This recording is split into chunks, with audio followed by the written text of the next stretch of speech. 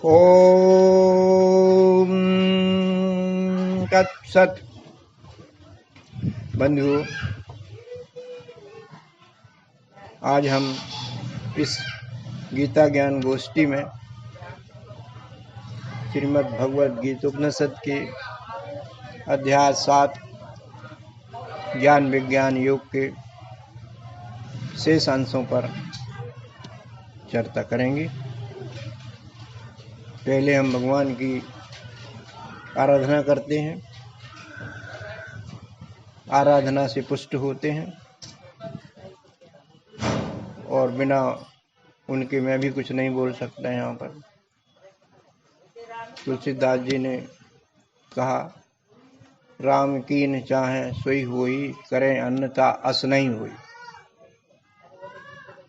ये सब साधन से नहीं हुई, तुम्हारी कृपा पाए कोई कोई। और एक पुरुषार्थ ये भी है, जो इच्छा कर हो मन माही, हरि प्रसाद कछु दुर्लभ नाही। ये बहुत सरल चौपाई हैं, लेकिन इनके अर्थ जो हैं हमारे ज्ञान के अहंकार को खत्म कर देते हैं।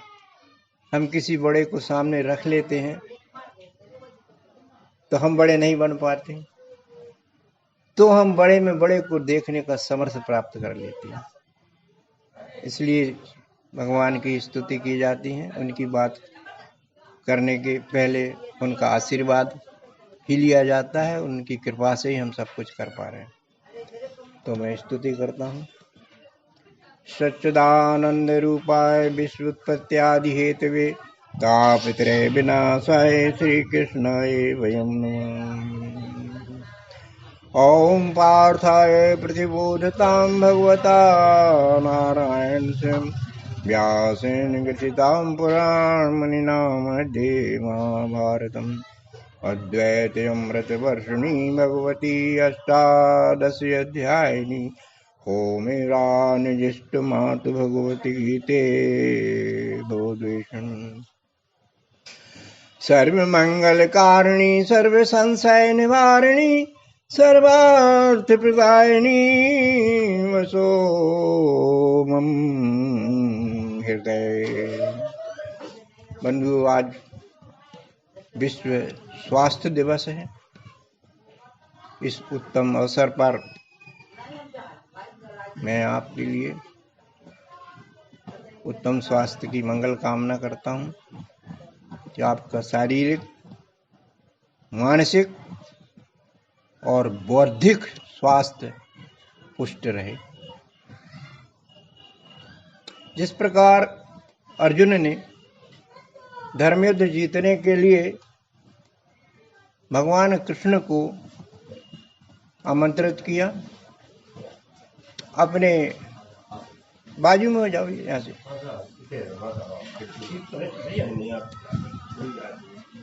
अर्जुन ने अपने रथ की बागडोर भगवान कृष्ण के हाथ में सौंप दी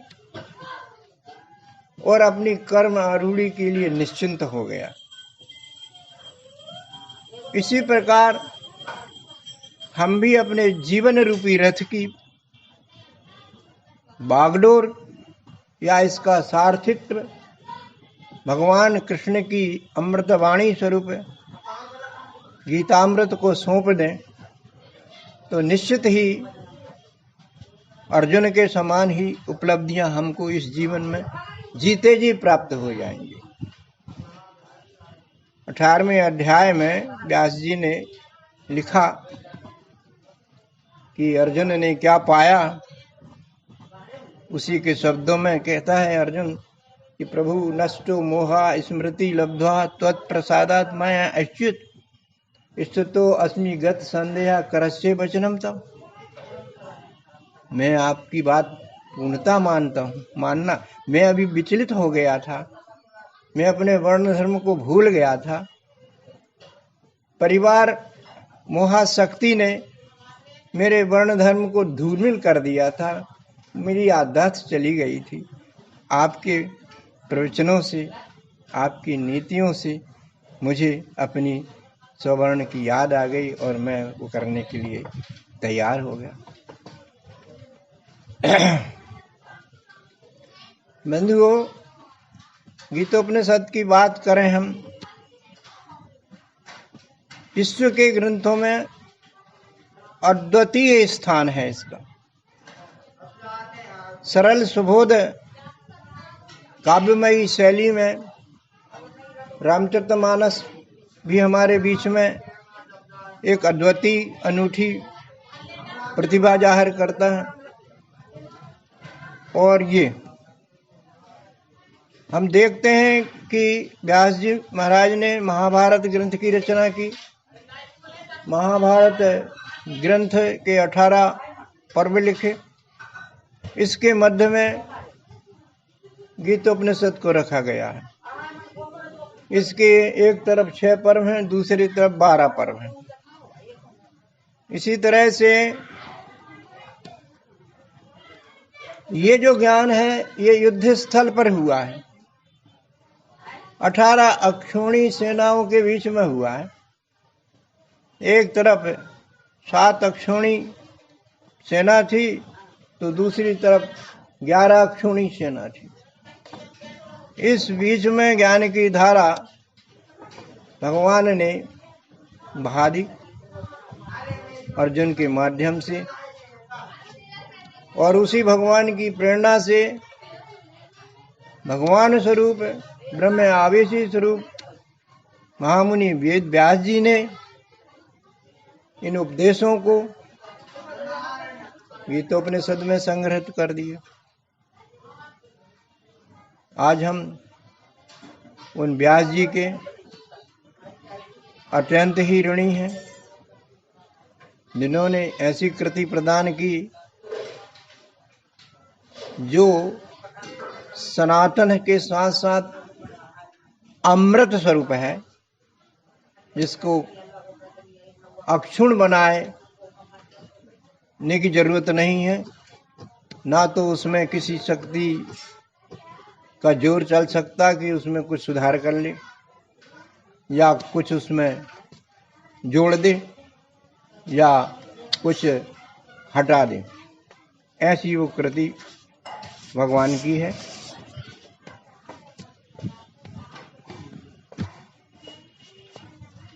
वैसे तो महाभारत ग्रंथ में अनेक स्थान पर उपदेश और तत्व ज्ञान का समावेश व्यास जी ने किया है, परंतु इन उपदेशों का और तत्व ज्ञान का सारभूत तत्व तो भगवान व्यास जी ने गीतोपनिषद में ही भर दिया।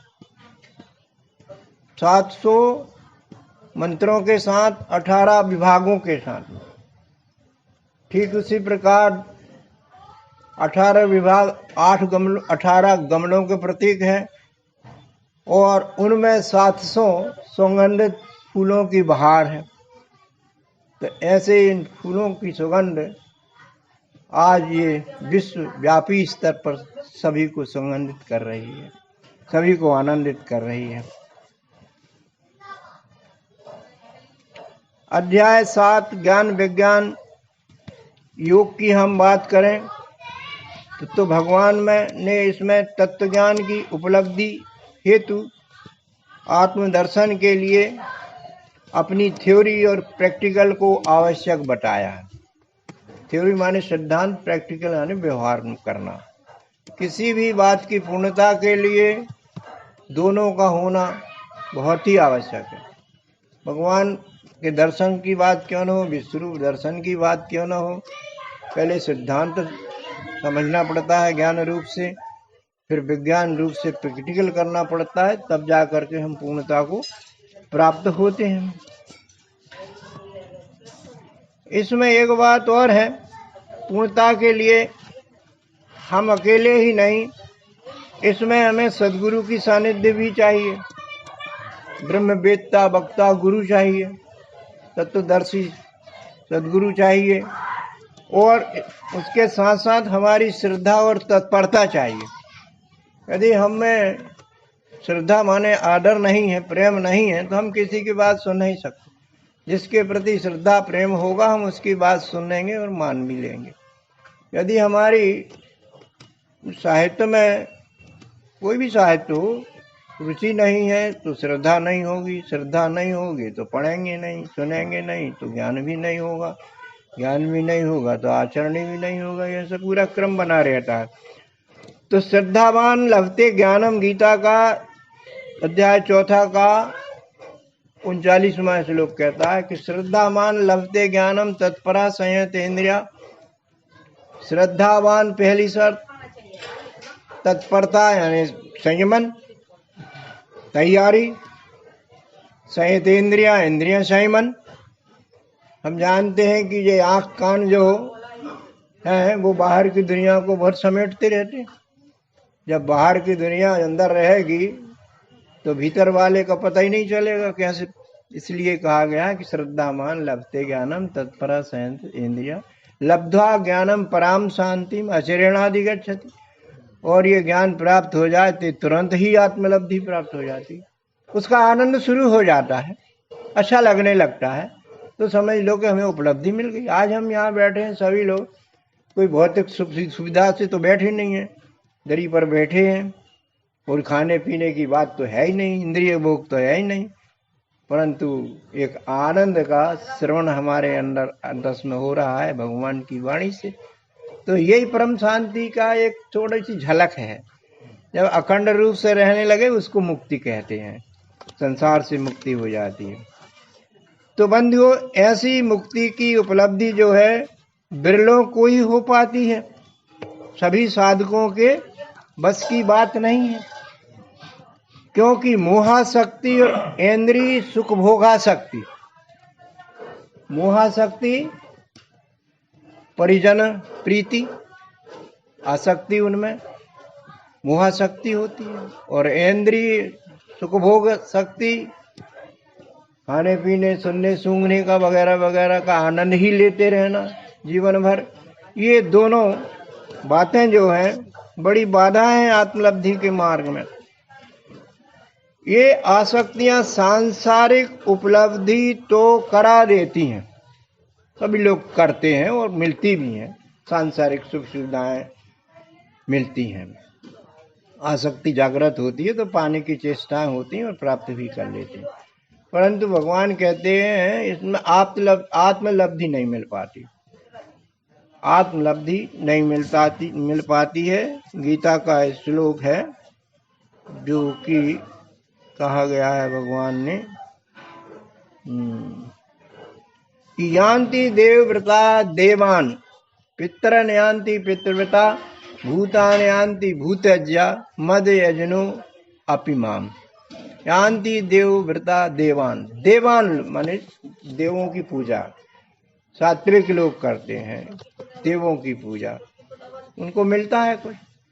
अब देवता क्या है? अब देवता जीते जागते देवता सर्वप्रथम तो हमारे माता पिता हैं, बुजुर्ग हैं, विद्वान हैं, समाज के अग्रणी बढ़िया लोग हैं, वो देवता कार्य करते हैं, वो सभी देवता माने जाते हैं। जो परोपकार के सारे कार्य करते हैं वो देवता ही माने जाते हैं। ऐसे ही परोपकार करती हुई प्रकृति हमारे ऊपर एक देवी का काम करती है, जिसमें अनेक देवता रहते हैं। सभी जानते हैं पृथ्वी, जल, अग्नि, वायु, आकाश, ये 3 प्रकार के देव हैं जो हमें देते ही देते हैं, लेते कुछ नहीं है। इनकी हम समुचित श्रद्धा भाव से सेवा करेंगे तो इनसे हमको मिलेगा। हम पृथ्वी में हल नहीं जोतेंगे, साफ सफाई नहीं करेंगे खेत की, तो कहाँ से अन्न मिलेगा? जल को अशुद्ध करेंगे तो पीने को भी नहीं मिलेगा। ऐसे ही अग्नि का, वायु का, सब तमाम प्रकार से हम श्रद्धा पूर्वक उपयोग करेंगे तो इनसे हमें फायदा मिलेगा। तो यान्ति देवव्रता देवान पितरन यान्ति पितृव्रता। अब पितर के लोग में पितक कहलाते हैं। पितक यानी पितर जो हमारे बुजुर्ग हैं, तमाम प्रकार के हमारे बुजुर्ग, वो भी पितर माने जाते हैं। वैसे तो 4 प्रकार के पिताओं की बात कही जाती है। जनिता यानी जन्म देने वाला, जनिता चोपनेता च यस्य विद्याम पृच्छति, अन्नदाता भयत्राता पंचेते पितरा स्मृता। जन्म देने वाला तो पिता ही है, उपनयन संस्कार देने वाला, अच्छे संस्कार देने वाले, वो भी हमारे पिता हैं। जो हमें शिक्षा देकर के हमारे मस्तिष्क को समृद्ध बनाते हैं, वे भी हमारे पिता हैं। अन्न देने वाले, भोजन कराने, उपलब्ध कराने वाले भी पिता हैं, और भय से मुक्ति दिलाने वाले भी हमारे पिता माने जाते हैं। इस तरह से ये 5 प्रकार के जो पिता होते हैं, इनकी हम श्रद्धा भक्ति से सेवा करेंगे, इनकी पूजना करेंगे, तो निश्चित रूप से हमको फल मिलेंगे, ये तो पक्का है। और एक बात वो कहते हैं, भूतानि यान्ति भूतेज्य। भूत माने समस्त प्रकार की योनियों को भूत कहते हैं। 4 प्रकार की खानियों के जीव जंतु सभी विज्ञान की भाषा में भूत कहलाते हैं। और इनका श्रद्धा भाव से इनकी सेवा करेंगे तो निश्चित रूप से इनका भी हमको फायदा ही मिलेगा,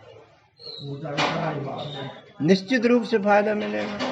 तो ये सारे कौन से फायदे देते हैं? ये सारे हमारे शरीर संसार के सुख के ही फायदा देते हैं। परंतु भगवान कहते हैं कि मद यजनो यान्ति माम अपि, जो मेरा पूजन करेगा वो मुझको ही पालेगा। भगवान कहते हैं, गारंटी लेते हैं। तो जो मुझको पालेगा उसको फिर कुछ पाने की जरूरत नहीं, और जो मुझसे दूर रहेगा उसको तो बहुत पाने की जरूरत है। वह जो माया का संसार बसा हुआ है, थक जाएगा तो ये माया की चीजें खत्म नहीं होंगी और शरीर खत्म हो जाएगा, भूख खत्म होंगी ही नहीं कभी। तो इनसे आदमी बड़ा त्रस्त रहता है। तो भगवान कहते हैं कि मुझे पालो भाई, तो ज्यादा फायदे में रहोगे। भावार्थ है कि मेरे भक्त तो मुझे पा जाते हैं, पर बाकी भक्त संसार पाते हैं और बार बार जन्मते मरते हैं। ऐसे संसारी भक्तों में देव पूजकों की कथा व्यथा आज हम करते हैं।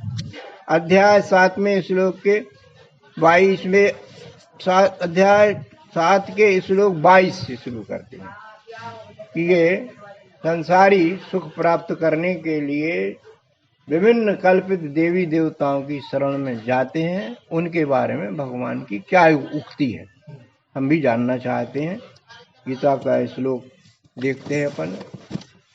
22वां श्लोक क्या कहने को तैयार है देवी देवताओं के पूजन के बारे में। 7 का 22, सा तया श्रद्धा युक्ता तस्य आराधनम ईहते लभते च तथा कामान मय्यो भीतांतान। इसका भावार्थ है, भगवान श्री कृष्ण कहते हैं अर्जुन से कि जो साधक श्रद्धा से युक्त होकर के सिद्धि पर्यंत विधि पूर्वक अपने देवों की या देव की आराधना जो करता है, उस आराधना से जो उसको इच्छित फल मिलता है, उसका विधान भी मेरा ही रचा हुआ होता है। परंतु यहाँ साधक थोड़ी गलती कर देता है, गलत फहमी में पड़ जाता है कि वो ये समझता है कि मैं जिस देव की आराधना कर रहा था उसी देवता ने मुझे इच्छित फल दिया है। ऐसा वो अगाध श्रद्धा के साथ उस देव की ओर आकर्षित हो जाता है, साथ ही अपने साथियों को, अपने बंधु बांधवों को, परिवार को भी इसी ओर मोड़ देता है। तो इस तरह से सभी लोग जो हैं देव पूजक बन जाते हैं। और आज देख रहे हैं अपन इस बात को हमने पढ़ा समझा। परमात्मा के नवम बुद्ध अवतार भगवान मायानंद जी के साहित्य में वो कहते हैं कि साधक में जन्मता 3 प्रकार की श्रद्धा होती है। श्रद्धा माने एक आदर का भाव करने का। वो सतोगुणी श्रद्धा भी होती है अच्छे काम करने की, रजोगुणी भी होती है और तमोगुणी भी होती है। तो इस श्रद्धा के अनुसार उसके इस जन्म में कर्मों के स्वरूप होते हैं और फल भी इनके उसको वैसे ही मिलते हैं।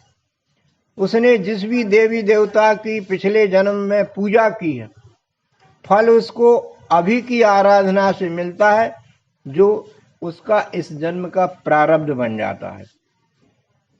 17वें अध्याय का 4था श्लोक इस बात का सपोर्ट करता हुआ कहता है, देखते हैं हम कि सामान्यता कौन किस की पूजा करता है।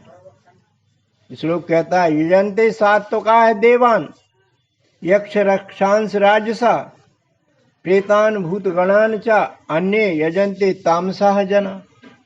हम समाज में देखते हैं जो सात्विक पिंड होते हैं वे मान्य पौराणिक देवी देवताओं की आराधना, पूजा, उपासना करते हैं।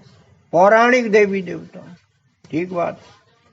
और जो राजसी लोग होते हैं ये बाहुबली लोगों की शरण में जाते हैं जो बल प्रदान करें।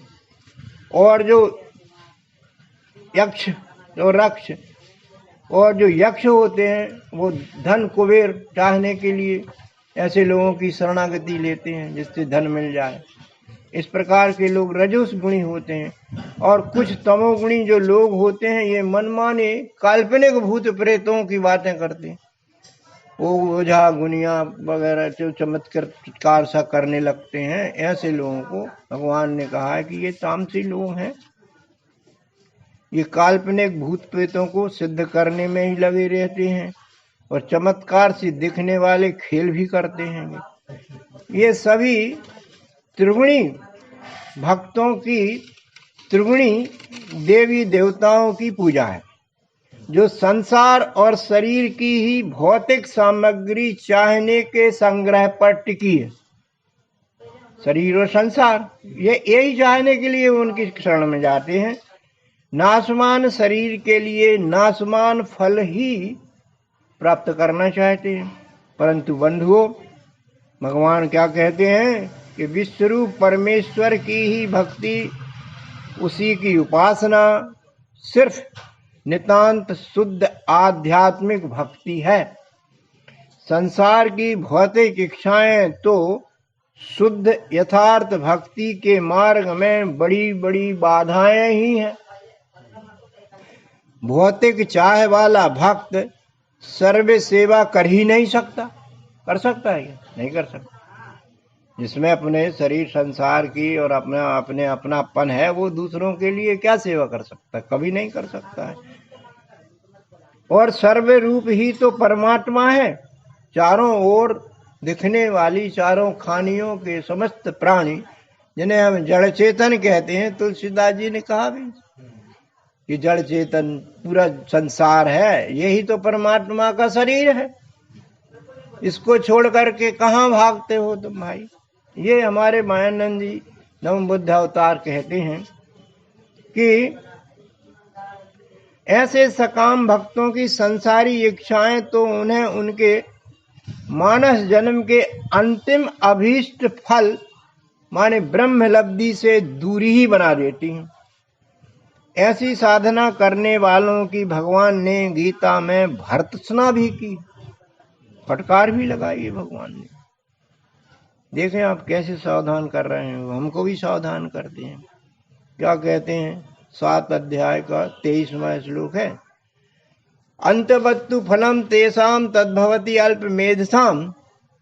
अंतवत्तु फलम तेषाम तद्भवति अल्पमेधसाम देवान देव यजो यान्ति मद भक्तो यान्ति माम अपि। फिर वही बात आई कि इनका ये जो देवी पूजक होते हैं इन्हें उन्होंने अल्पमेधसाम माने अल्पज्ञानी कहा है।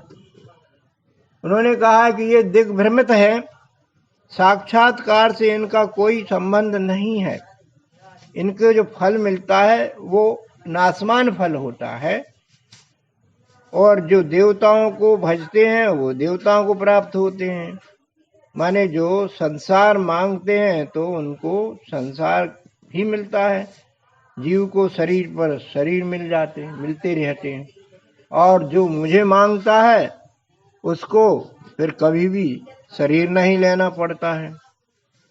गीता जी का 8 अध्याय का 16वां श्लोक भी इस बात का समर्थन करता है।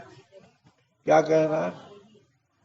आ ब्रह्म भूना लोको पुनरावर्तनो अर्जुन माम उपेत्यु कौन्ते पुनर्जन्म न बध्यते पुनर्जन्म न विद्यते।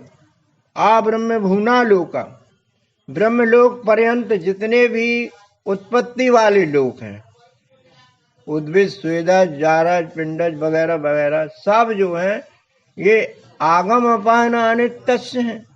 ये आने और जाने वाले हैं, नित्य ठहरने वाले नहीं हैं। ये आने जाना मतलब जन्म मरण के घेरे में चलते ही रहते हैं। किंतु जो मुझे प्राप्त कर लेता है उसका फिर से जन्म नहीं होता है। तो मुझे जानना बहुत जरूरी है। भगवान कहते हैं कि सर्व रूप में सब प्रकार से जो भी है वो मेरा ही शरीर है, मैं ही हूँ, उनमें रहता हूँ। तो मेरे को जान करके सर्वरूप हो जाना, यही सबसे बड़ी मुक्ति है, यही सबसे यथार्थ मुक्ति की बात है।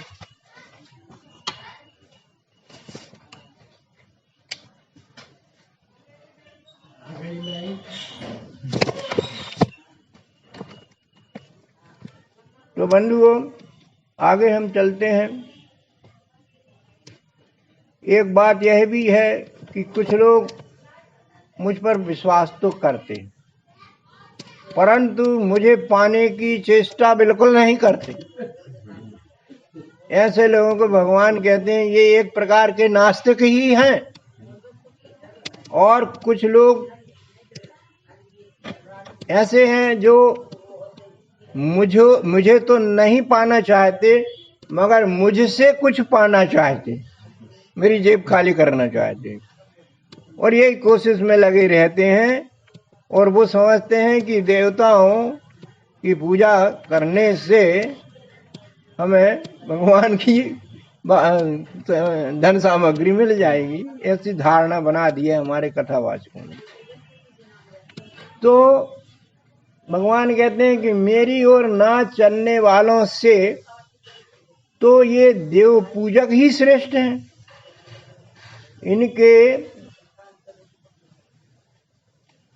इनकी पूजन विधि भी है, परंतु भगवान कहते हैं उनकी पूजन विधि विधिहीन है।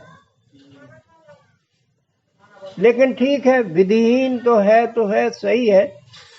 वो एक तरह से मेरी ओर ही आना चाहते हैं, इसलिए ऐसे देव पूजकों को फल मिलता है और मैं देता हूं।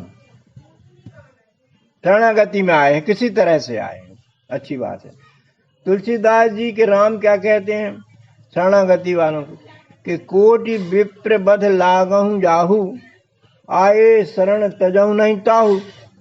चाहे मुझे करोड़ों ब्राह्मणों का वध का पाप क्यों न लग जाए, परंतु मैं मेरी शरण में जो आ गया उसकी मैं रक्षा करता ही करता हूँ। तो किसी भी तरह से नाम लेना भी शरणागति है। राम राम कहना या मंदिर जाना या सत्संग में बैठना, ये भी उसका स्मरण करना, तो उसकी शरण में ही हुआ ना।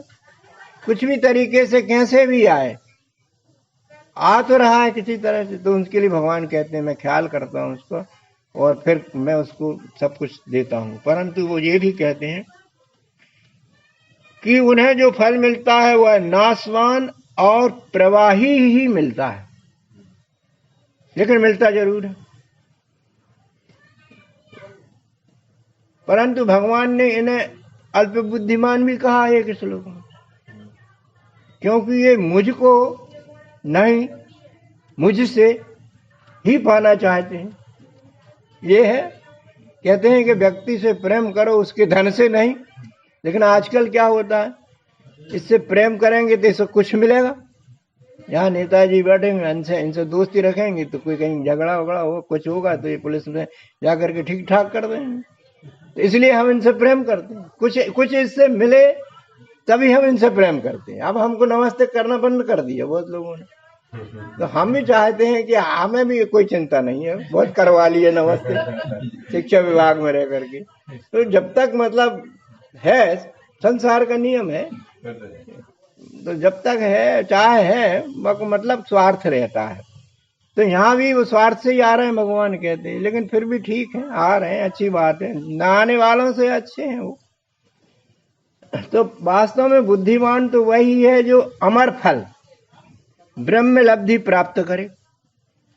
देव पूजक ऐसे लोग देवलोक को ही जाते हैं, भोग ही भोग पाते हैं, शरीर पर शरीर पाते हैं, और जो ब्रह्म लोक को ये कभी नहीं जा सकते।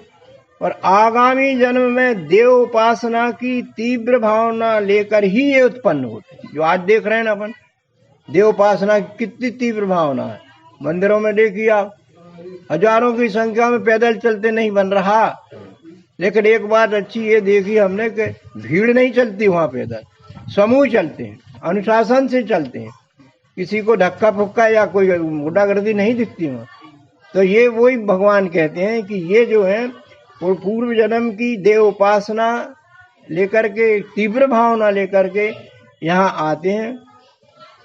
इसलिए वर्तमान में मंदिरों में पुलिस की व्यवस्था करनी पड़ रही। मंदिरों में पुलिस की क्या जरूरत, लेकिन देखिए आप प्रवचनों में देखिए कितने लोग आते हैं, कभी कुछ हुए ही नहीं ऐसे जो आज अपन देख रहे हैं। तो एक पंडित जी कह रहे थे एक कलयुग नहीं है, ये कथा युग है। भगवान की कथा सब एक है कथा, लेकिन अनेक विधि उसको प्रेजेंटेशन दे रहे हैं, तो लोग आकर्षित होते और आनंद भी लेते हैं। एक कथावाचक की बात मुझे बहुत अच्छी लगी, इंद्रदेव महाराज ने, वो बहुत अच्छे वक्ता है, अच्छे बेहतरीन। तो उन्होंने कहा कि मैं लंबी कथा चलाता हूँ या सब कोई चलाते, लंबी कथा चलाते हैं तो बैठे बैठे उब जाते हैं, हाथ पैर थक जाते हैं। तो मैं थोड़ा सा संगीत रखे हूँ बगल में, एक गीत के माध्यम से सबको थोड़ा सा खड़ा करके हाथ पैर चलवा देता हूँ, तो क्या बुरी बात है। उसके बाद फिर बैठा देता हूँ सुनने के लिए, तो भगवान का कीर्तन भी हो गया और हाथ पैर फिजिकली एक्सरसाइज भी हो गई। तो इससे अच्छे ही परिणाम हो रहे हैं, जे आस्था बढ़ रही है लोगों की, और शांति मिल रही है और आनंद मिल रहा है। और क्या चाहिए, मुक्ति उक्ति नहीं चाहिए, हमें तो संसार में तैरना चाहिए, पार करना चाहिए, अच्छा व्यवहार करना सीख जाएं, धोखेबाजी छोड़ दें, सबके साथ परिवार के जैसे रहें, आनंद मंगल होकर के शरीर छोड़ें। ये उपलब्धि कौन कम है आज जो हो रही है। तो उन्होंने कहा ये कलयुग नहीं, ये कथा युग है भगवान का। उनकी बात भी अच्छी लगी, सुनना चाहिए, सबको सुनना चाहिए। थोड़ी थोड़ी जो चीज लेने की है अपन को ले लेना चाहिए। सबरी मेडिकल की दुकान की दवाइयाँ थोड़ी हमारे काम की, अरे हमारी कौन सी चीज आवश्यक है उसमें से ले लो और चलते बनो। तो सुनो सबकी, मनो करो मन की, सब बात ये है। कुछ भाष्यकारों ने तो ये भी कह दिया है कि देवता की पूजा करने वाले व्यक्ति परमेश्वर के पास ही पहुंच जाते हैं। यहाँ यह बात भगवान मायानंद जी कहते हैं कि सर्वथा अमान्य है। देव तो उपासकों की भौतिक जगत की उपलब्धियों की कामनाओं को और दृढ़ कर देते हैं, और जम के रिजेक्ट कर देते हैं। भगवान कहते हैं देव पूजक मेरी जगत रूपी माया की ही सेवा करते हैं, और जीवन भर करते रहने पर भी उन्हें तृप्ति कभी मिलती ही नहीं। आज तक तृप्त हुआ कोई भोगों से? भोगी खत्म हो गया, भोग खत्म नहीं हुए, दाल चावल खाना पीना खत्म नहीं हुए। इन्हें दी गई भगवान की फटकार सुनिए आप। भगवान ने गीता में फटकार दिया, क्या फटकार, क्या कहा? एक प्रकार से बुरा भला कहा। क्या कहा? ये लोग नामाम प्रपद्यन्ते मूढ़ा दुष्कृतनो नराधमा माया अपहृत ज्ञान आसुरम भावम आश्रिता। इनके मूल में आसुरी भाव छिपा रहता है। आसुरी भाव संचित करना, अपने को मिल जाए दूसरे का छिन जाए, भगवान ऐसी कृपा कर दो है कि हमें सब कुछ मिल जाए, चाहे वो कैसा ही मिले पवित्र। अब जब विज्ञान के साधक कहते हैं कि भगवान आप मेरी मनोकामना ही खत्म कर दीजिए जिससे मैं परेशान रहता हूँ, और ये साधक कहते हैं कि मनोकामनाएं पूर्ण कर दीजिए, और मनोकामनाएं कभी पूर्ण होती नहीं, एक के बाद रोज देख रहे अपन। आज ये तो कल वो बदला हुआ, और कभी तृप्ति नाम की चीज नहीं है। अब जब तृप्ति नहीं है तो उसको तो कट ऑफ करना चाहिए। जिससे तृप्ति नहीं है, शांति नहीं है, उसको छोड़ना चाहिए। तो उन्होंने कहा कि ये जो है मूर्ख हैं और दुष्कृतन है, खराब काम करते हैं साले। नराधम कहा, मनुष्यों में अधम कौन? जो जिनकी बुद्धि मेरी माया ने अपहृत कर ली है। मामे वे प्रपद्यन्ते मायाम एताम तरन्ति ते। ये भी सूत्र बता दिया कि जो मेरी पूजा आराधना करेगा, मुझको वास्तविक रूप में जान करके मेरी सेवा करेगा, तो माया से तर जाएगा। सबसे बढ़िया सूत्र ये है, माया यानी चमत्कारी परिवर्तनशील चीजें कितनी अच्छी लगती हैं।